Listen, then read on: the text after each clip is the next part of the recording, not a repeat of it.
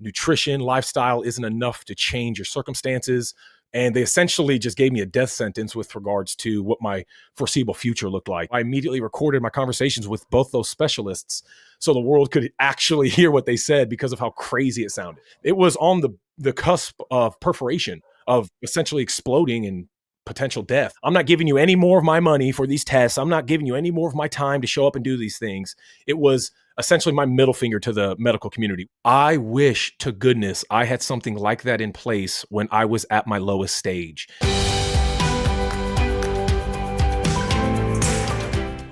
Well, welcome everybody. Today we have with us Mitchell Thompson, who's going to tell us his, story about how he, I guess I can use the word cured his Crohn's disease. Is that something you're comfortable saying, or what's your thought on that? I guess maybe just before we get into that, tell us a little bit about who you are and how you got to be sick and now you're better, I guess. Well, first off, I appreciate you having me on, Shawn. It's surreal, mainly because in the days of when I was at my sickest, it was people like you, Robert Sives, Anthony Chafee, Ken Berry, Sean O'Mara. There's a bunch of you guys that, as doctors who were in the field, took an initiative to sort of express and expose to the rest of society kind of where the medical industry is trying to take you versus where you could go on your own merit. First and foremost, I appreciate you having me on. To give a little background about myself, I still am certified nutritionist, personal trainer. I own my own gym. I have my own online coaching business. I've been in the health and wellness industry for about 10 years. And in 2023, I got Crohn's disease. I was diagnosed with Crohn's disease. I was hospitalized for about 6 days. They removed about 5 liters of fluid from my intestines. I had a small bowel obstruction. They put an NG tube in my nose while I was awake. It was one of the worst experiences of my life. But yeah, I essentially was diagnosed with Crohn's disease. The doctors, this is all documented in my documentary. The doctors flat out told me, unless you go on this medicine, you'll essentially die. Nutrition, lifestyle isn't enough to change your circumstances. And they essentially just gave me a death sentence with regards to what my foreseeable future looked like. And so what I did is I documented the entire experience in the documentary. I even documented the conversations I had with the GI specialists. And it essentially exposed what the medical industry was trying to do for me versus the more holistic route that I inevitably went down. And here, 2 years later, I'm in full remission and I feel better than I ever have before. Yeah, so a couple interesting things. So, I mean, you were healthy by most accounts prior to this. You were eating a relatively good diet, I assume. You're working out, you're in shape. And despite that, still Crohn's disease occurred. I remember seeing the documentary. You're in there recording, I think it was 2 different physicians, as I recall, female and a male. Yes, and both of them are just telling you the party line, diet. Yeah, you can do whatever you want, but it doesn't really work. And, and what medications were they trying to get you to take, by the way? The first thing they said is immunosuppressants. They referenced these commercials. They said, you've probably seen the commercials where they say, if you have extreme or severe mild ulcerative colitis and Crohn's disease, then this medication's for you. So they tried to get me on, they didn't give me the names, but it would have been Remicade, Entyvio, all of those immunosuppressant drugs. Those, and they're very expensive, by the way. And what do? They suppress your immune system, so you are vulnerable to infectious diseases, cancer, and a whole lot else, just colds and things like that. And me being in a gym, it's like I can't afford, me being a gym owner in my occupation, I can't afford being immunocompromised in everything I do. So yeah.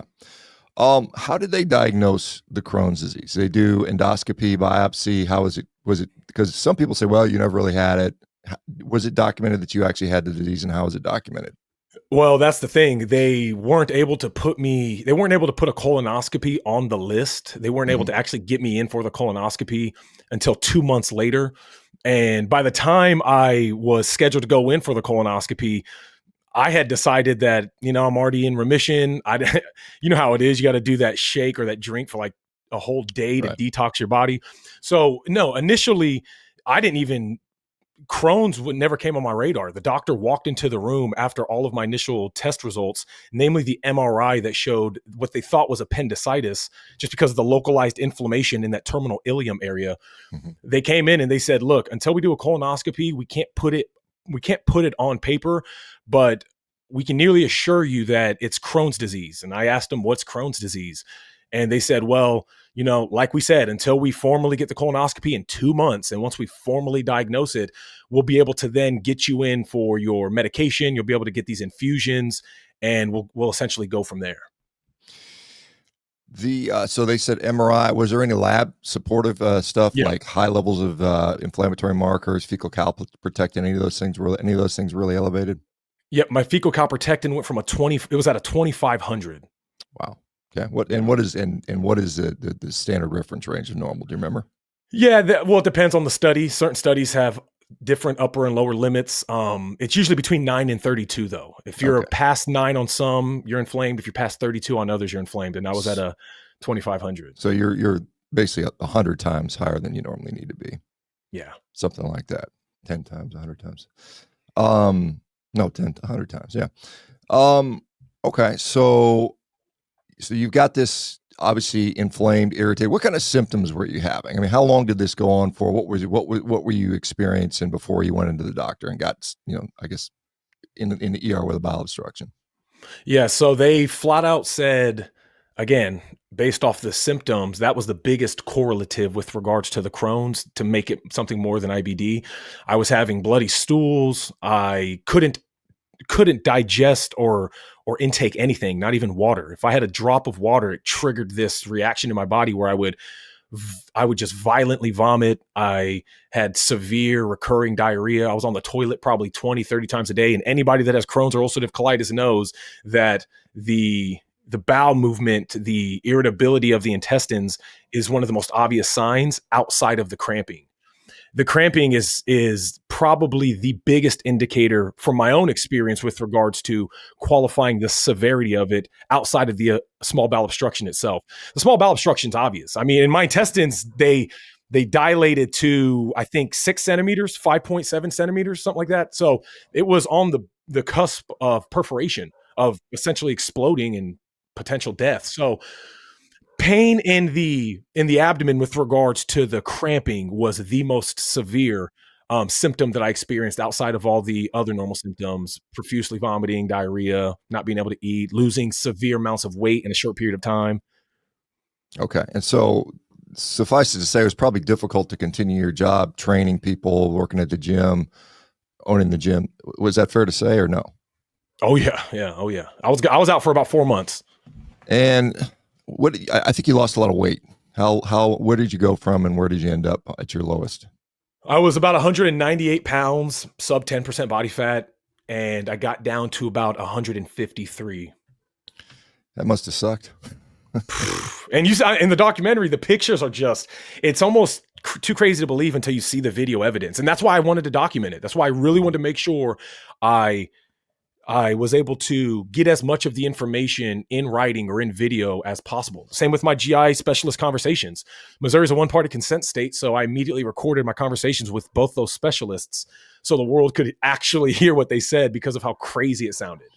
Well, I mean, and it's what they would say to everybody. That's the standard of care. They don't believe that diet has anything to do with Crohn's disease or ulcerative colitis for that matter, any of the IBDs, inflammatory bowel diseases. And so I'm glad you documented what I hear all the time. And, and even if you showed them the documentary and your change, they say, well, it worked for you, but I'm not going to do this for the rest of my patients, because they're so bought into the system of these drugs. And they've probably seen some people improve their symptom with the drugs, no doubt. But again, it's a lifetime commitment. You've got the immune suppression. Most of the time, those drugs fail after a period of time. I think something like 40, maybe 50% of people with Crohn's end up losing some or all their, some of their intestine. You can't lose it all; you'd be dead. But and another 50% will end up getting a second surgery. Yeah, I mean it's common. I mean you're expecting losing it. Probably would have even with the medication, you probably maybe lost your terminal ileum. Maybe, who knows? I mean it's right. It's kind of a scary thought to think that so many people go down that route. And okay, so you start, because I listened to you talking to these, healthcare professionals, these GI specialists about, hey, what about lifestyle? Could that help? And repeatedly, they basically kind of dismiss it. Where in the journey, was that when you were already starting to feel better that you started to do that, make those discussions? Or were you just like, hey, can I do this?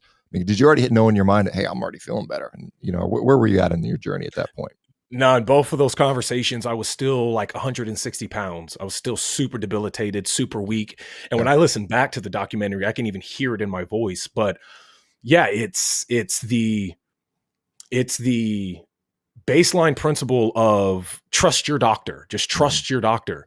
Go to this specialist. They'll tell you what to do. And I was already, like I said, I was already a health professional at that point.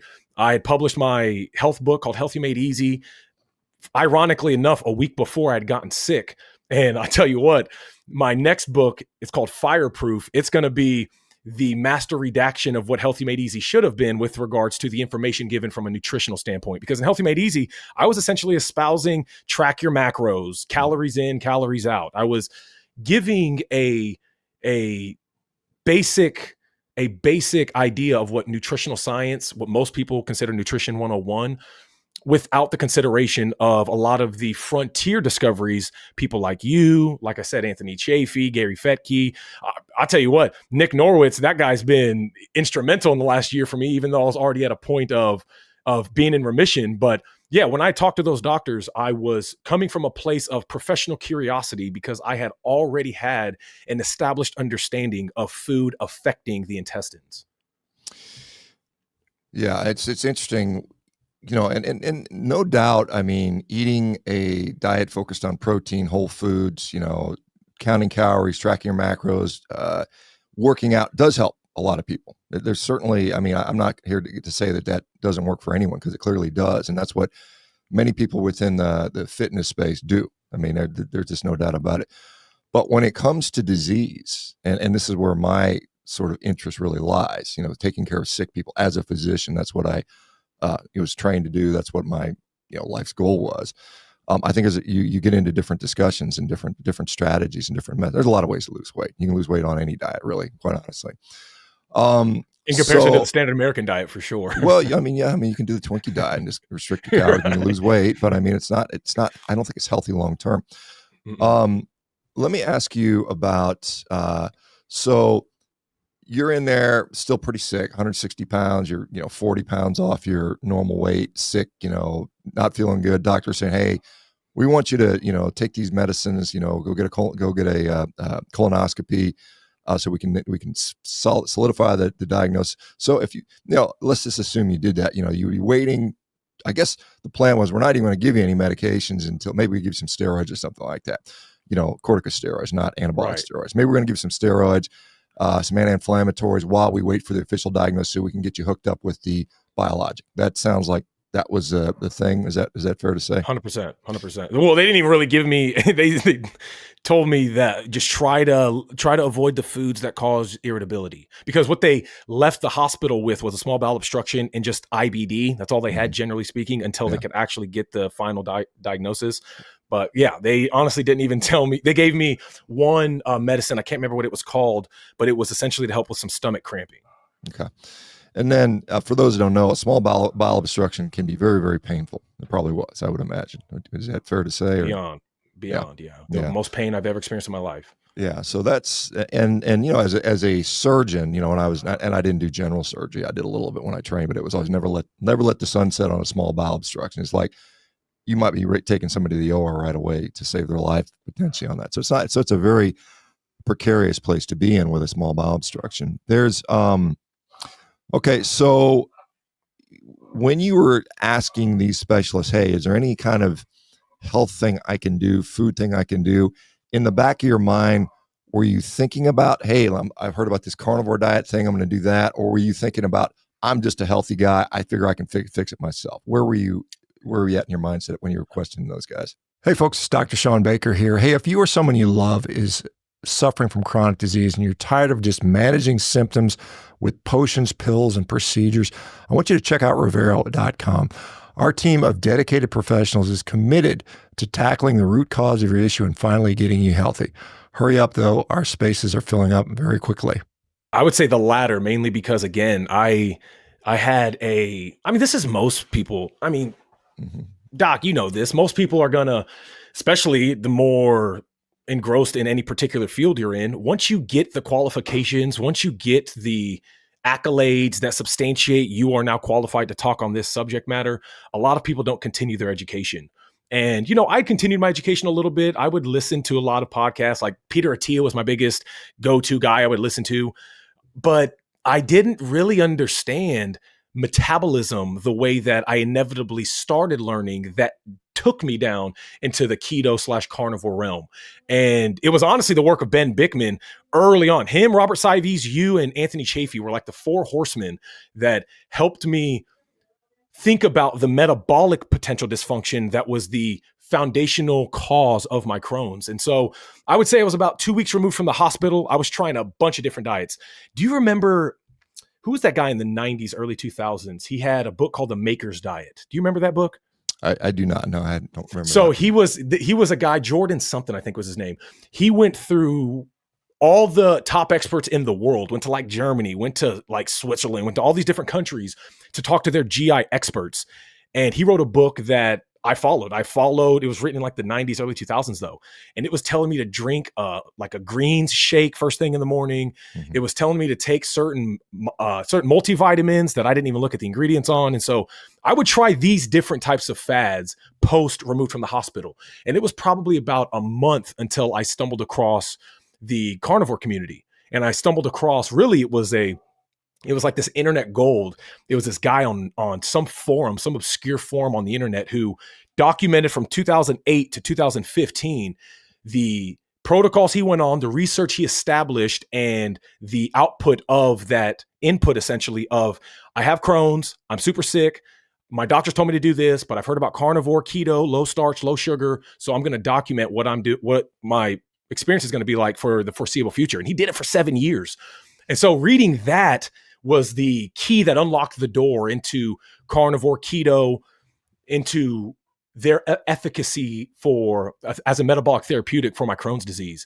And then I just went down the rabbit hole. And then for the next week, I ate red meat, salt, and water. I started measuring the difference in my symptoms, and the ball was rolling at that point. Yeah, it's in my view, I think one of the best use case scenarios for carnivore diet is frankly inflammatory bowel disease. I think above everything it helps with. I think that is probably the number one indication. We at my company Revero, we've taken care of a number of these patients with IBD, and we see a generalized reduction to essentially full remission after 3 to 6 months. It's just very, very common that we see that, and it's wonderful to see that, because as you know, had you just put your faith in the healthcare system, you'd be on some biologic infusion, probably, at some point getting part or all of your colon whacked out, spending the rest of your life maybe with an ileostomy, and that's just, man, if you could avoid that. And this isn't like a few people. This is, there are millions of people in the United States, 2 to 3 million people in the United States with inflammatory bowel disease, and those numbers keep going up. And then worldwide, I don't even know what the numbers are. I'm sure they're into the many tens of millions.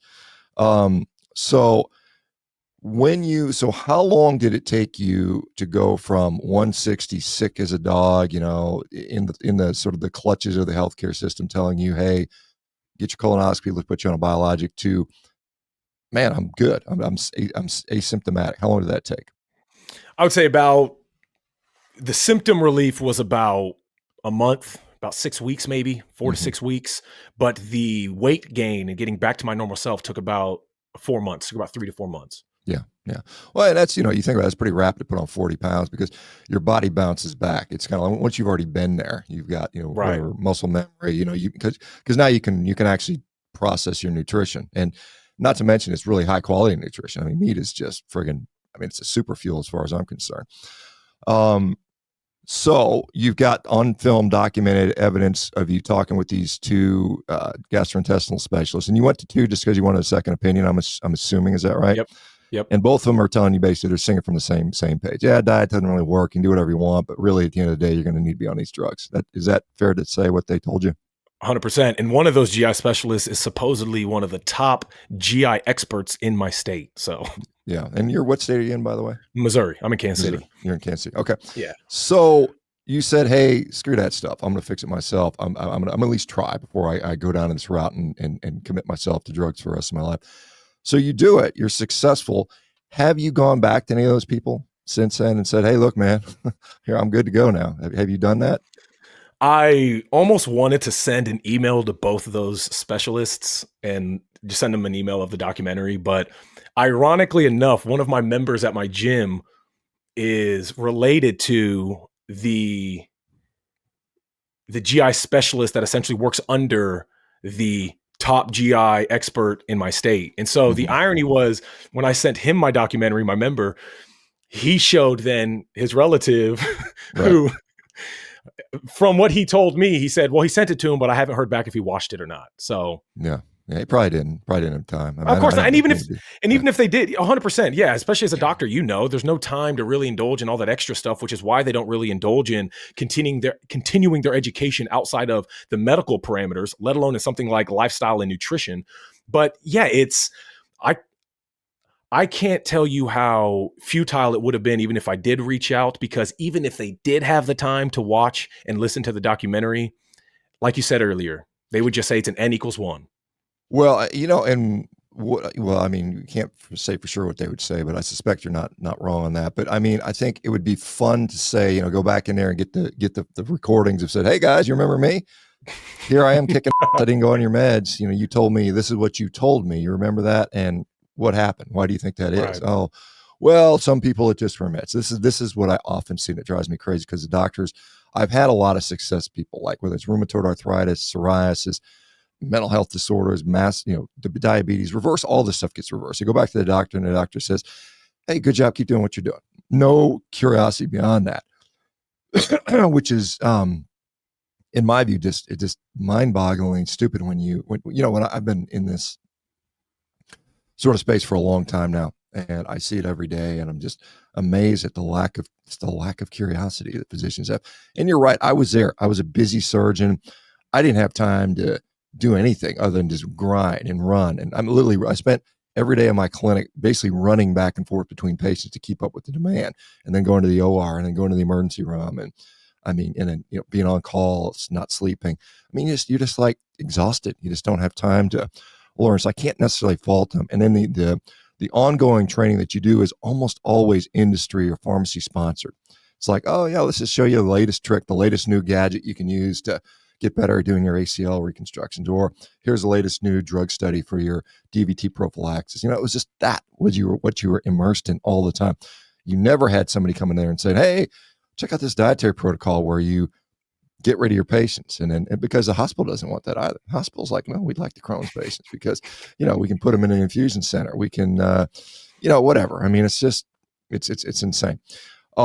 Since you've made that documentary, I can't remember how long ago, what was the time frame on this now? 2023 November is when I got diagnosed, is when I started the documentary. And it was like March. It was March, April when I was in full remission at the end of it. Okay. So the diet you went on specifically was what? What put your Crohn's in remission? So red meat, salt, and water. So ground beef was my go-to. I would eat ground beef every single day for every meal, as much as I could tolerate. I started eventually graduating towards steaks. Steaks are something I was able to add in. Then I eventually was able to add in some cheese. So over the course of about a month, it went from pure red meat, salt, and water to varieties of red meat, to adding cheese, adding subtle dairy into the equation. And over time, I would say probably about 3 months, I got testy and started experimenting with almond butter, French fries that were homemade, sweet potato French fries, things like that. But for the most part, to be honest with you, those other foods I've added in, I don't eat those anymore. I don't eat almond butter anymore. I don't eat fries anymore. It was really experimenting. Why don't you eat those things if you did okay with them? I mean, obviously no one would say French fries is an optimal food. I don't think anybody would claim that. Right. Yeah. It's really, I mean, it goes back to really the reason most people can't sustain any sort of lifestyle change, let alone when it comes to something like their nutritional standard. I was in love. I was in love with these foods. In the words of Robert Sives, I was a carb addict and will always be a carb addict. And I was such a severe carb addict. I used to eat a whole pack of Oreos in an entire day, one strip in a setting, back when I was like 19, 20 years old. So for me, it was the reintroduction of these foods for the sake of trying to cleanse the palate of the monotony, what I thought was the monotony, but the response my body had to them, again, the Crohn's reactions I was having, diarrhea, upset stomach, cramping, they were indicators to me that, yeah, they're more tolerable than what led to the small bowel obstruction, but are they worth risking in your diet for the sake of having that variety? Yeah, I mean, I've eaten a sleeve of Oreos. I used to do it when I was young. I mean, I used to eat that stuff. You just eat one, you're like, oh shit. You know, I mean, you get 2/3 of the way through, you know, well, I'll just finish the whole thing. Why not? You know, and as a big guy, you're like, I'll just eat. I eat massive. Right, as an athlete, I got a 6-pack. I'm good. Yeah, and so okay, so you've got this diet that, you know, is largely devoid of carbohydrates, save a few experiments with a few things, and yet you managed to put on 40 pounds back on, correct? Yep. And I would say, again, you nailed it on the head. It's the muscle memory. It's my body was able to remember. And again, it's Doc, I would want to ask you, I mean, this kind of goes back into the calories in, calories out model. It's the idea of, you know, if I was only eating 800 calories a day of ground beef, how was I able in the initial stages to put on 5 to 10 pounds before I could put more food on my plate? Yeah, well, I mean, I think that, you know, relative to where you were, I mean, you were probably not retaining anything. You know, it's probably all ended up in the toilet, or you couldn't even get it down because you're so sick. And so now you're actually retaining some of your, and probably most of it, you know, the vast majority of it is getting absorbed. You know, so I think there's some of that because our body will adapt. If you starve somebody for 3 months, you don't feed them next to nothing, they get super, super skinny, right? They're not going to continue to get skinnier. They're not going to go like, you know, maybe the first month they lose 20 pounds. The next month, even at the same level of lack of nutrition, they may get down to 5 more pounds. And then they kind of plateau. They're just like, there's only so skinny they can get.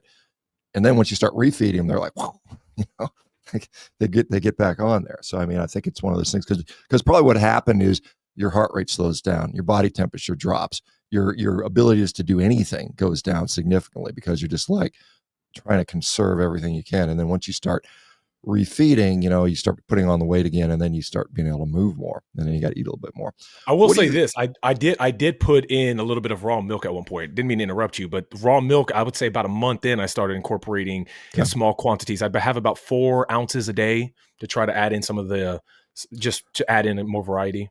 Yeah, I mean, well, milk is certainly good at putting on weight. I mean, that's the whole purpose of milk. It's the growth stuff, right? So, I mean, that's why it's such a good, it's high quality protein, high quality fat. I mean, there are people that just don't tolerate dairy for whatever reason, for several reasons. But, yeah, I mean, and the really good thing about you relative to what I see often is you nipped this in the butt. I mean, it was like the second I kind of had an idea what was going on, it was like, okay, let's reverse this. Now, had you waited 5 years, you know, like I've had patients that have, I mean, they've been on 3 or 4 different biologics, they've lost part of their intestine, and then they finally discover it. And even then, at that point, they're like, I still feel so much more better. I feel like the disease is gone, even though I no longer have half my colon or something like that. But if you can get it in the early stages, you've avoided who knows what. I mean, well, I know what. I mean, lifetime of misery, suffering, and probably some sort of intestinal surgery. I've got so many responses too from people. Especially, you know, because I went on Chafee's podcast and it was the same sort of thing with regards to, you know, the curiosity from a clinician's standpoint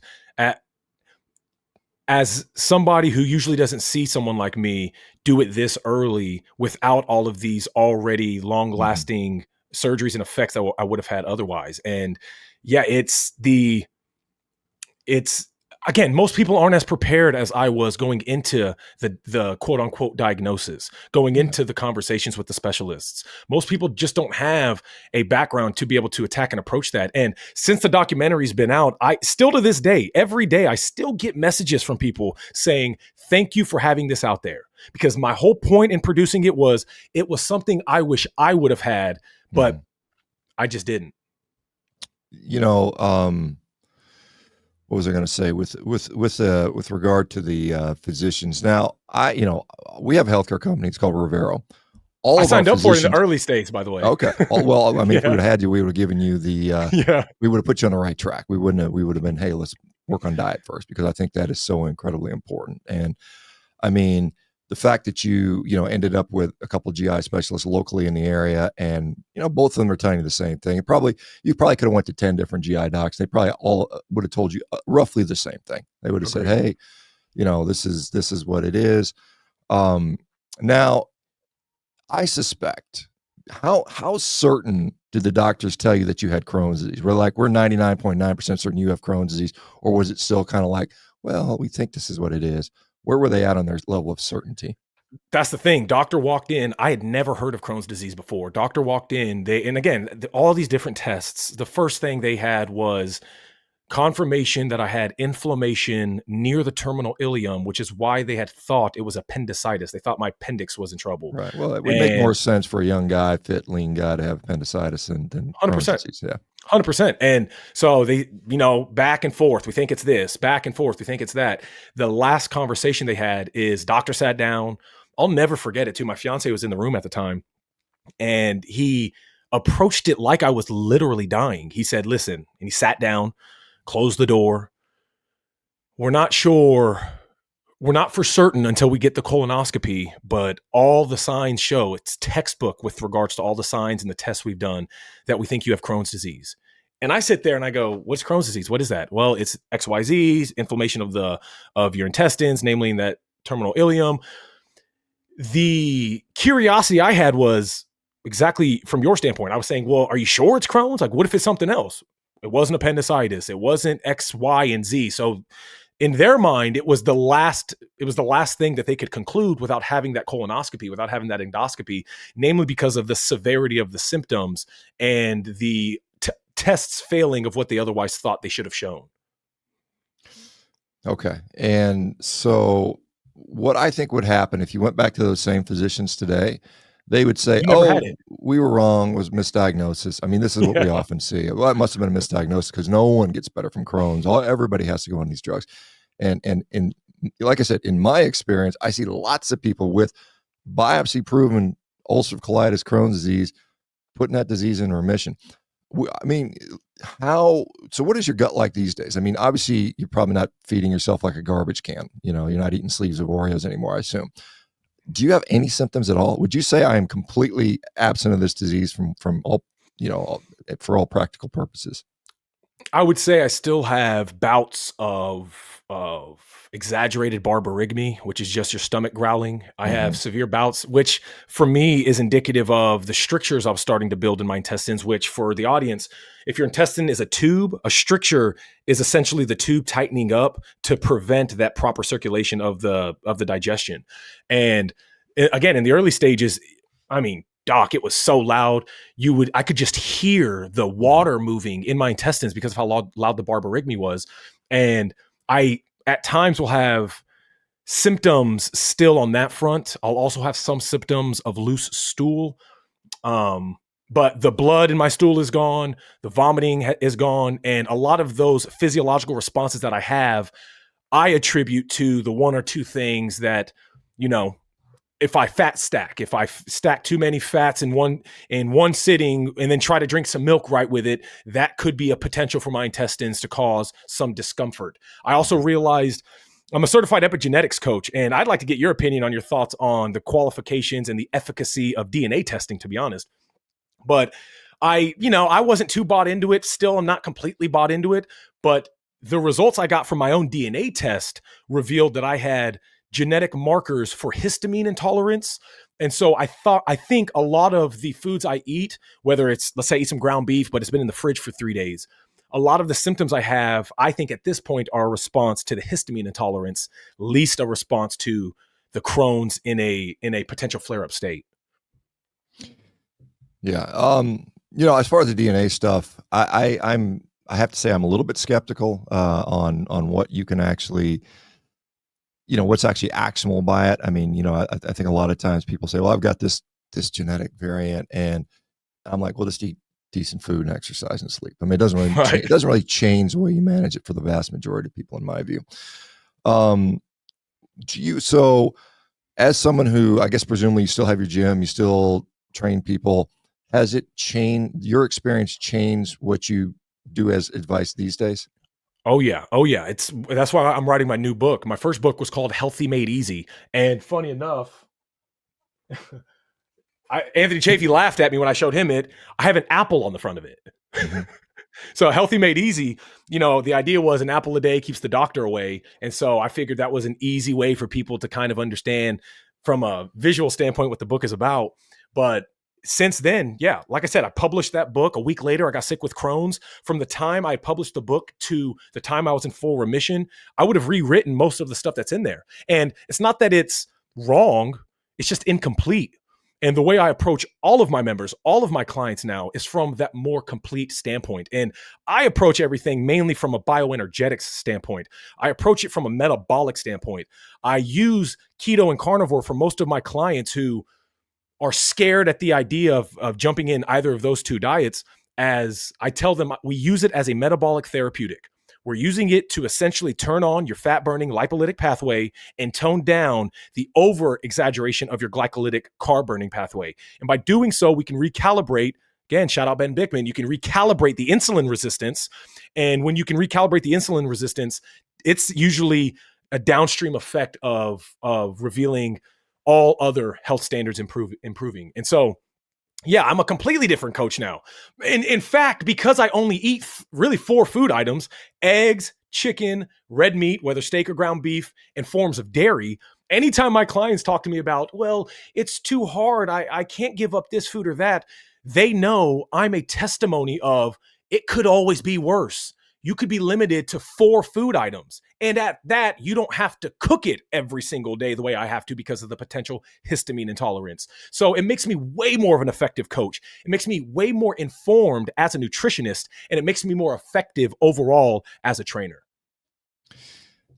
Yeah, and it's this is again, I think the people that live in the sort of the fitness world, it's not the same as healthcare. I mean, it just isn't. I mean, I think generally most people should be fit, and I think that also is indicative of a healthy person. Generally, someone who's fit and in shape and lean, has decent body, but not always, as you found out, the hard way, kind of.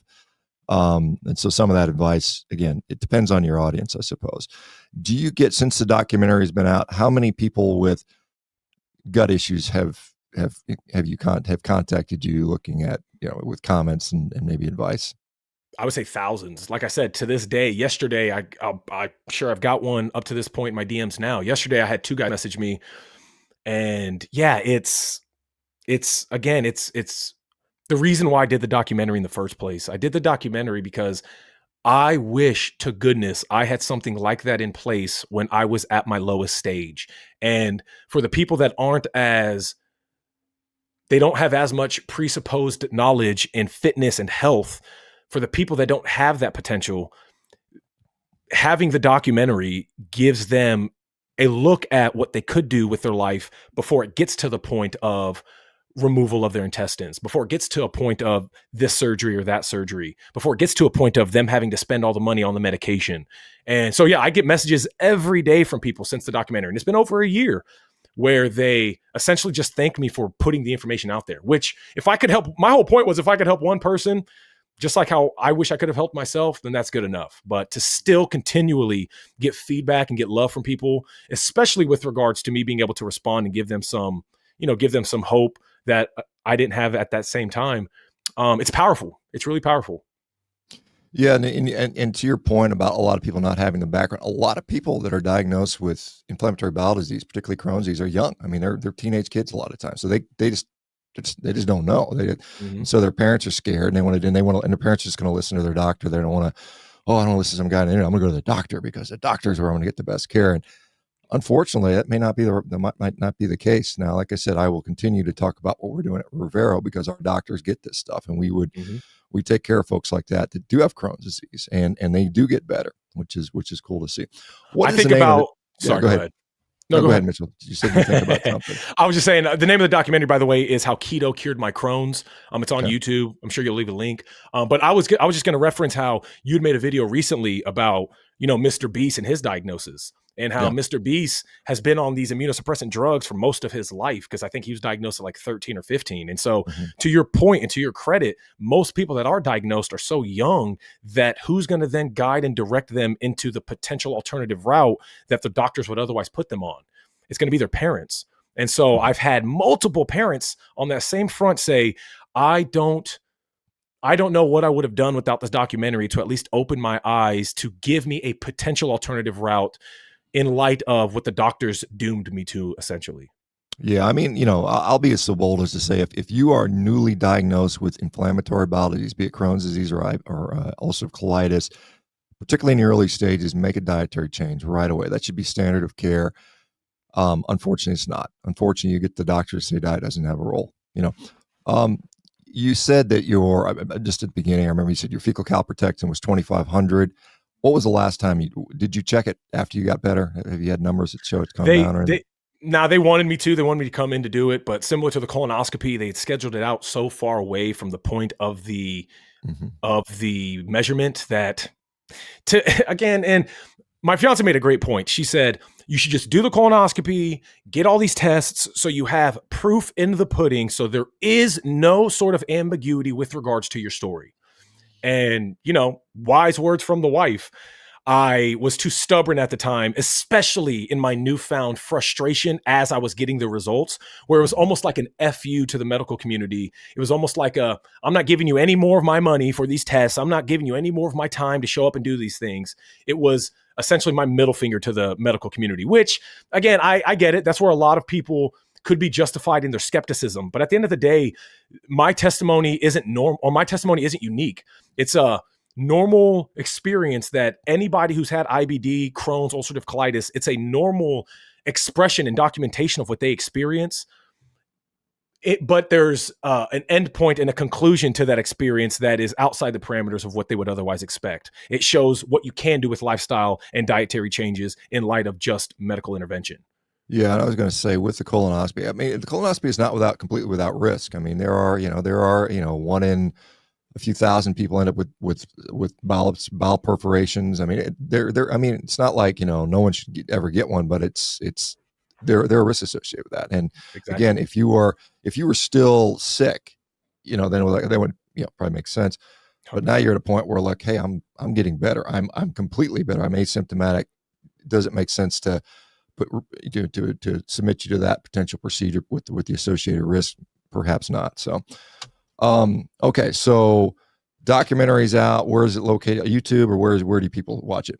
Yeah, you can just go on YouTube, type in how keto cured my Crohn's. Self-sustained training is the YouTube channel. But otherwise, I post about a lot of this stuff still on social media. I'm mainly active on Instagram and Facebook.